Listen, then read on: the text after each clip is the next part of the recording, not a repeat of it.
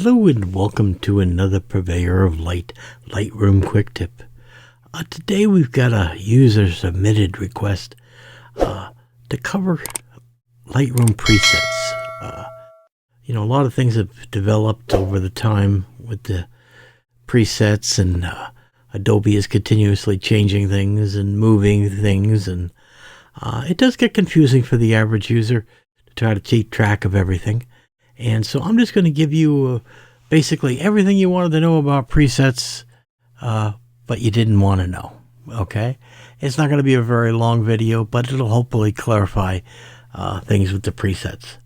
So anyhow, the first thing I want to do is a little history on Lightroom. Lightroom originally used to keep presets in the LR template format. Okay, with the extension LR template, and they changed it to .xmp back in version 7.4, I believe, and 7.3. And the biggest thing about this is, with this change in this format, okay, is that for the first time that presets could be used both in Lightroom as well as Photoshop using Adobe Camera Raw. And so you could use the very same preset and share them among platforms, which is a great advantage, right? So that's the big reason on it, but it does confuse people. It confuses people when they want to distribute their presets and so forth. Where are they? Where are they located? I can't find them. And it's understandable confusion. Okay? So we're going to jump in today and do a little bit, just a quick overview of everything. All right, so first things first. We go into Lightroom, okay? And everybody knows you have the preset panel. And when you're in the develop module, you can go to presets. And you can work on a photo and do whatever adjustments you want to do, and say, okay, I'm all done. I have all these things, and you want to save it as a preset for future use. You would just simply come over to the plus sign and hit create preset, and then you would come in and say, okay, give it a name, and you would select which attributes, and it would save it. And in this way, you would create your own very personalized set of presets. Okay, so simple enough. But what a lot of people find out is, okay, I see the presets here, but where are they on my hard drive? I want to move them to another hard drive. I want to share them with a friend. I want to sell them to some people. Whatever the case may be, they get well, where is it? I don't know. And that's understandable, okay? So it gets even worse with Photoshop and Lightroom. We have local adjustments, right? We could come in and say, okay, I want a local adjustment, and I want to use a brush, and I want the brush to be customized to my tastes, right? So you create a brush, just like these are the built-in ones in Lightroom that do certain functions. You can make your own brushes. And so I come in, make my brushes, and say, okay, there's my new brush I want to do. And then you want to save it, okay? And you have to now save it as a preset, okay, in your system, okay? And you'll name it, and you'll give it a preset, and yada yada. So you have to do that. Okay, here's a preset that I saved, and just for the demo, okay, as a 111 preset. And so there I could come in and use that anytime I wish, and I could come in and use my preset. All right. Now, where is this preset? Most people could never spend 10 years and try to figure out where is it. Okay. Unfortunately, Adobe doesn't make things very easy. So, all right. So we're going to go in. We're going to go up here to Lightroom Classic menu. Then we're going to go into Preferences. And then from Preferences, you're going to go to the second tab, which is Presets. And then all the way about 2/3 of the way down, you have this section here called Location. And you have two buttons, Show Lightroom Develop Presets and Show All Other Lightroom Presets. Okay? Why is it confusing? Well, that's because it's the Adobe way, right? Adobe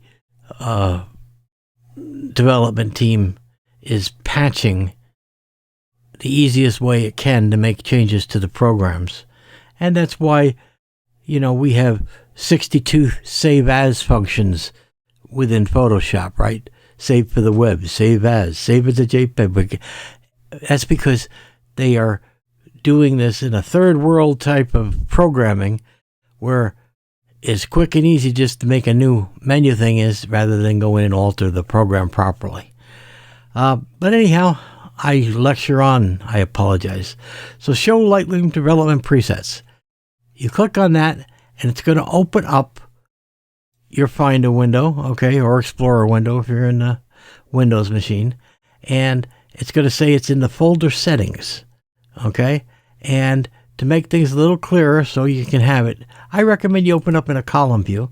And now you can see that the exact location is Adobe, Camera Raw, and then into Settings. And then here are all my presets under Settings right there, all of them.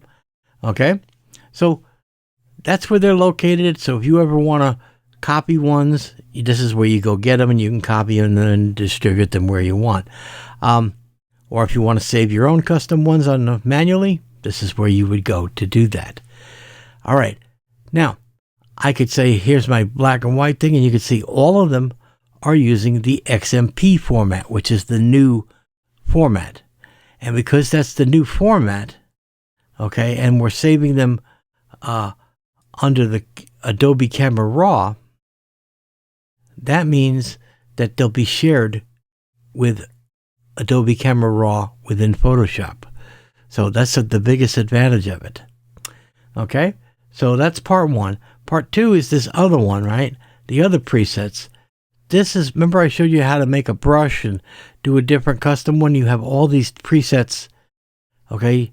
Here, your export presets, your menu presets, your meta presets. Your meta presets, so like if you're saving your copyright information and so forth, and you have that set as a template, all that stuff is housed within here. So you can come through and you can make all your adjustments through here, or you can copy the meta. And there's the default panel, meta presets, okay, if I had any, etc., etc. Now, so that's how you do that. It's very easy. So remember, come into your preferences panel and then just simply show development presets, and that's take you right to the path for where the presets are, and the Lightroom presets are for everything else. All right, so that takes care of that. Now I'm going to show you here. I have my Lightroom presets, and I can go through and, just hover and go through them and do like normal, which is great.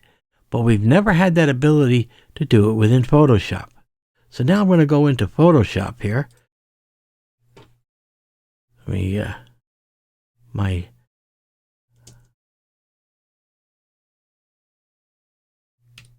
okay. So now I have a Camera Raw open, which is the first step when I open up an image in Photoshop. And you'll notice, very familiar, you can do everything you want in here. It's almost like a little mini Lightroom Develop module screen. And you'll notice that I have profiles, and then I have these little squares. If I hit these, it's going to bring up profiles. And therefore, I can turn around and access presets, okay, just by going in here, and then I can go into presets, and just like in Lightroom, I can come over and make changes.